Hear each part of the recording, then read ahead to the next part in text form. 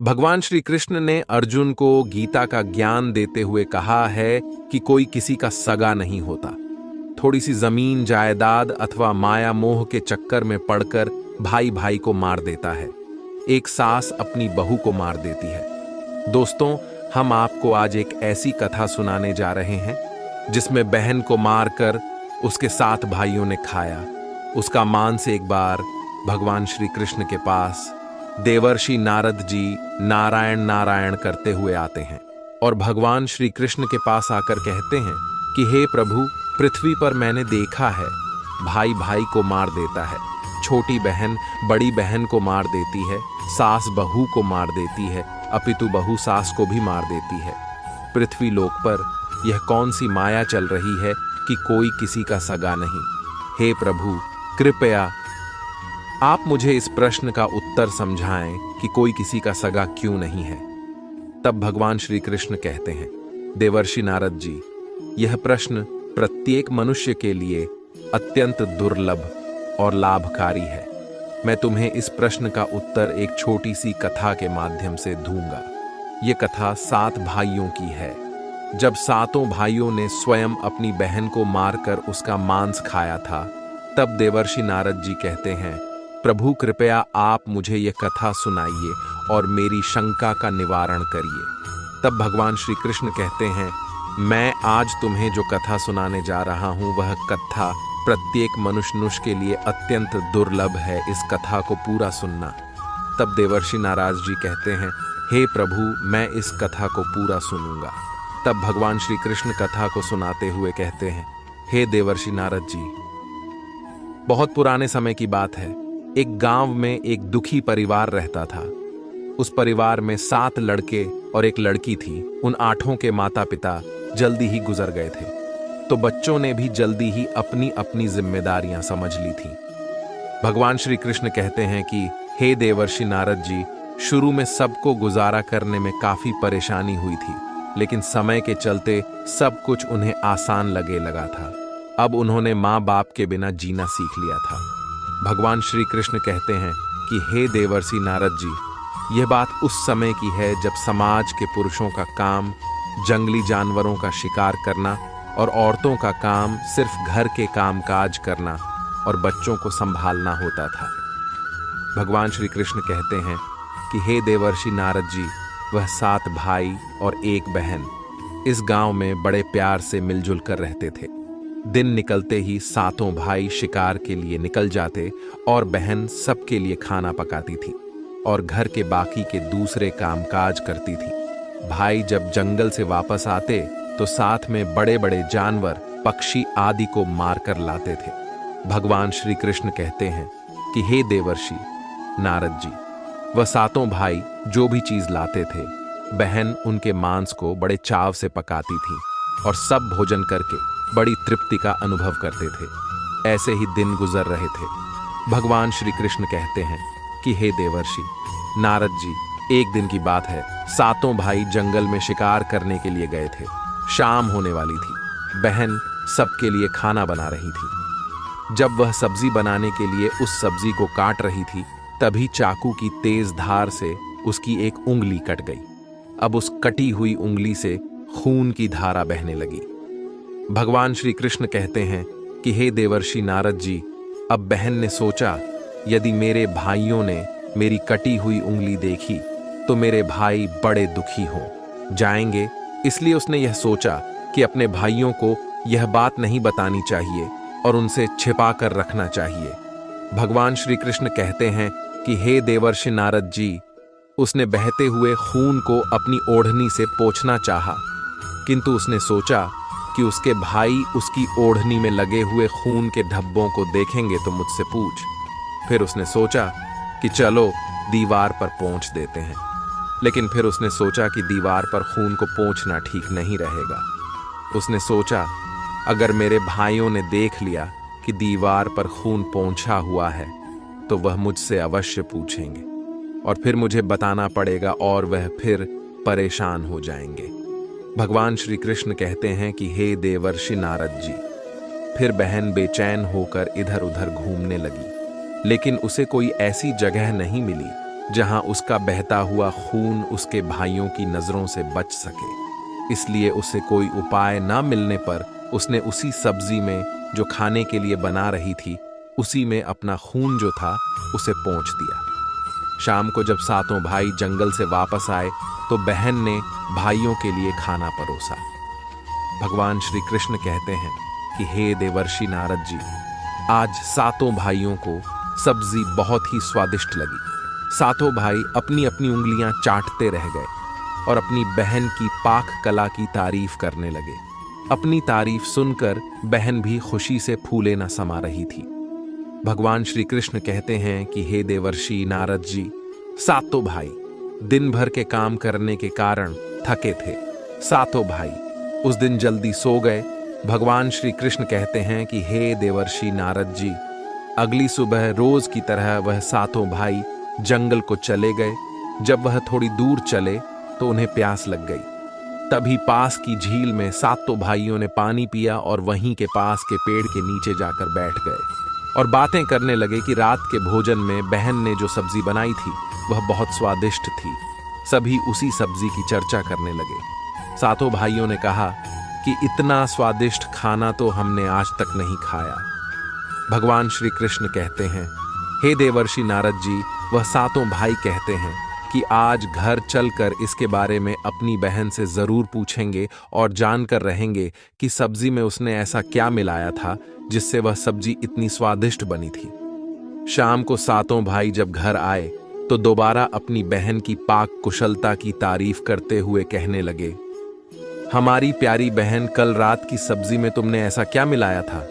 भगवान श्री कृष्ण कहते हैं, हे देवर्षि नारद जी, बताना तो नहीं चाहती थी क्योंकि वह सोच रही थी अगर उसके भाइयों को पता चला कि उसकी उंगली कट गई है तो मेरे सारे भाई दुखी हो जाएंगे। इसीलिए उसने कहा, कुछ नहीं, बड़े भैया सब जो रोज बनाती हूं वही बनाया चाहता हूं कि हमारी बहन ने इतनी स्वादिष्ट सब्जी कैसे बनाई। बड़ा भाई आगे कहता है कि था। तो उसका बड़ा भाई कहने लगा, प्यारी बहन, तुम्हें आज बताना ही पड़ेगा और मैं जानना तुम्हें मेरी सौगंध है। बहन, तो तुम्हें आज सच्चाई बतानी ही पड़ेगी। बड़े भाई का सब सम्मान करते थे, इसलिए बहन को भी अब सच बोलना पड़ा। उसने धीरे धीरे सारी बात बताते हुए कहा, भैया मेरी उंगली कट गई थी तो बस इतना सा अपना खून सब्जी में मिला दिया था और ज्यादा कुछ नहीं। मैंने सोचा कि आप लोगों को पता चलेगा तो आप दुखी होंगे, इसलिए मैंने अपने खून को सब्जी में मिला दिया था। भगवान श्री कृष्ण कहते हैं, हे देवर्षि नारद जी, ये सुनकर 6 भाइयों ने मन में सोचा कि इसके खून की चंद बूंदें इतनी स्वादिष्ट हैं तो इसका मांस कितना स्वादिष्ट होगा। रात के खाने के बाद सातों भाई सोने के लिए चले गए। सातों में फिर इस बात की चर्चा छिड़ गई। बड़ा भाई कहने लगा, अरे भाइयों, खून की कुछ बूंदें हमारी बहन की इतनी स्वादिष्ट है तो सोचो उसके शरीर का मांस कितना स्वादिष्ट होगा। सबने बड़े भाई की हाँ मिलाई, परंतु छोटे भाई को यह बात गलत लगी। उसने बड़े भाई का मान रखते हुए कुछ नहीं कहा और अगले दिन शिकार के लिए सातों भाई जाते हैं। भगवान श्री कृष्ण कहते हैं, हे देवर्षि नारद जी, उस समय सातों भाइयों ने योजना बनाई कि बहन को मारकर उसका मांस बनाएंगे और खाएंगे। बहन का मांस खूब स्वादिष्ट होगा। 7वें भाई को अपने बड़े भाइयों की योजना बिल्कुल भी अच्छी नहीं लगी। वह अपनी बहन को बचाने के लिए बेचैन हो गया।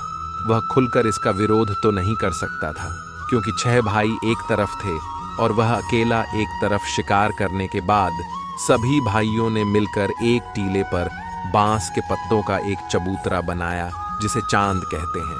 भगवान श्री कृष्ण कहते हैं, हे देवर्षि नारद जी, उसकी योजना यह थी कि बहन को बहला फुसलाकर यहाँ पर लेकर आएंगे और तीर मारकर अपनी बहन की हत्या कर देंगे और उसका स्वादिष्ट मांस खाएंगे। भगवान श्री कृष्ण कहते हैं, हे देवर्ष नारद जी, अगले दिन बड़े भाई ने अपनी बहन से कहा, मेरी प्यारी बहन, अब तुम बड़ी हो गई हो और शादी के लायक हो गई हो। मैंने तुम्हारे लिए एक सुंदर वर की तलाश की है। आज हम उसको देखने जाएंगे और उसका घर भी देखकर आएंगे, इसीलिए तुम भी हमारे साथ चलोगी। बहन शादी की बात से बहुत खुश हुई, तुरंत तैयार होकर भाइयों के साथ चलने लगी। भगवान श्री कृष्ण कहते हैं, हे देवर्षि नारद जी, चलते चलते जब बहन थक गई तो बहन अपने बड़े भाई से पूछने लगी, भैया मेरा ससुराल अब कितना दूर है। तब बड़ा भाई बोला, बस अभी कुछ देर में हम पहुंचने वाले हैं।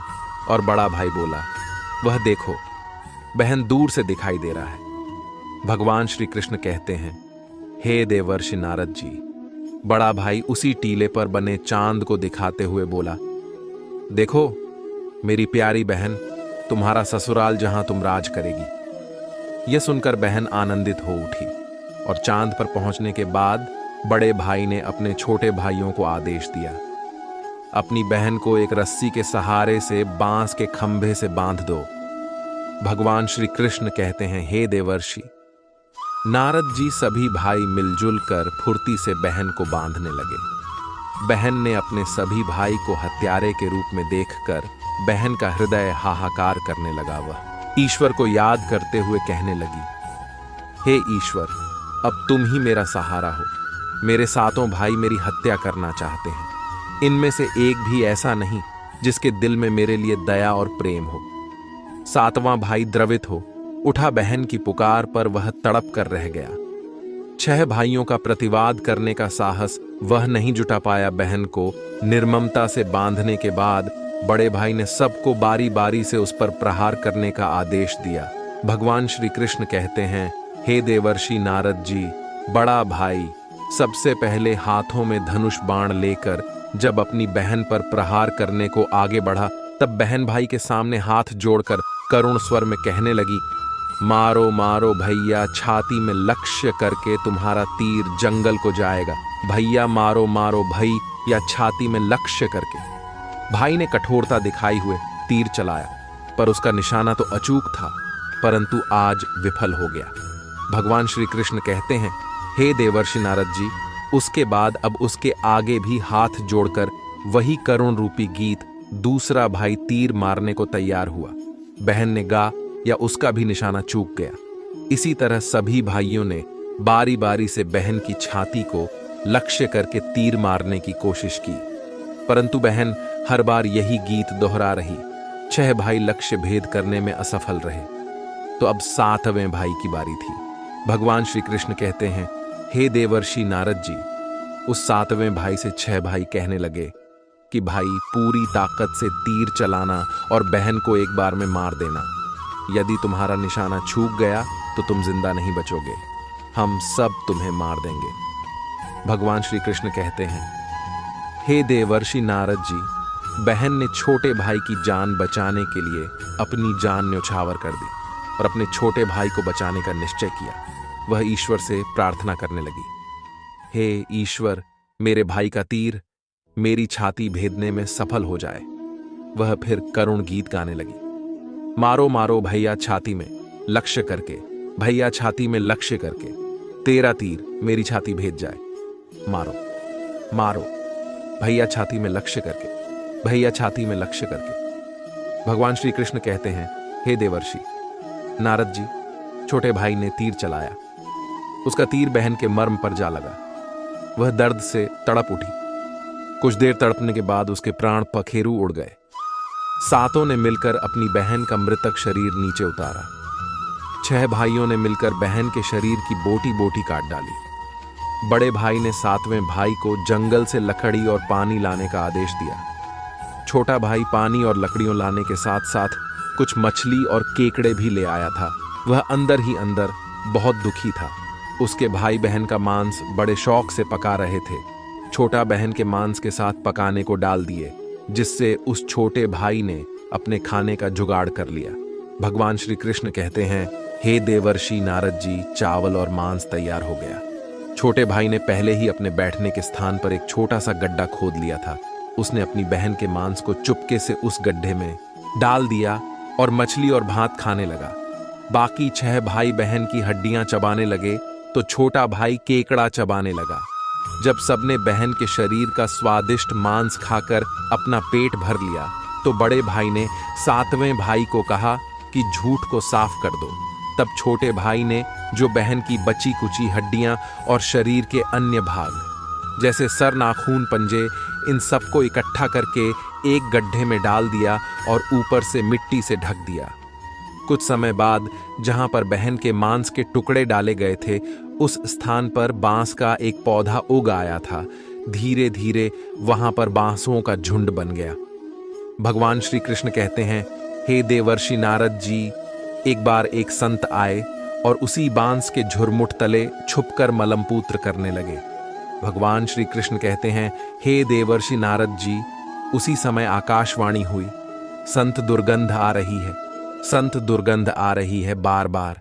ये आकाशवाणी सुनने के बाद संत ने झटपट उस स्थान को साफ कर दिया।